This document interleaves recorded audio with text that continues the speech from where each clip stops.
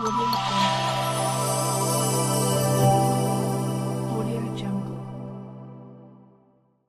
ఈరోజు దేశవ్యాప్తంగా అమలు కానున్న క్రిమినల్ లాస్ను వ్యతిరేకిస్తున్నాం.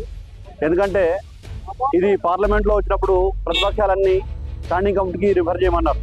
స్టాండింగ్ కమిటీకి రిఫర్ చేయకుండా ప్రతిపక్షాలను మొత్తము సస్పెండ్ చేసి ఈ చట్టాలను అమలు చేయడాన్ని తీవ్రంగా వ్యతిరేకిస్తున్నాం.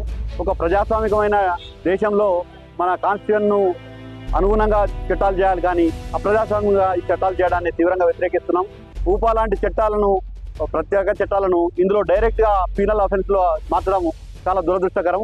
ఎందుకంటే ఈరోజు దేశవ్యాప్తంగా భారతీయ జనతా పార్టీ 10 ఏళ్ల నుంచి ఈడీ, సిబిఐ, ఐటీలను ఉపయోగించి ప్రతిపక్ష నాయకులను బెదిరించినట్టు దేశంలో ప్రజాస్వామికవాదులను, మేధావులను, ప్రజా సంక్షేమాన్ని పాటుపడే వ్యక్తులందరినీ అరెస్ట్ చేయడానికి కొత్త చట్టాలు తీసుకురావడాన్ని తీవ్రంగా ఖండిస్తున్నాము.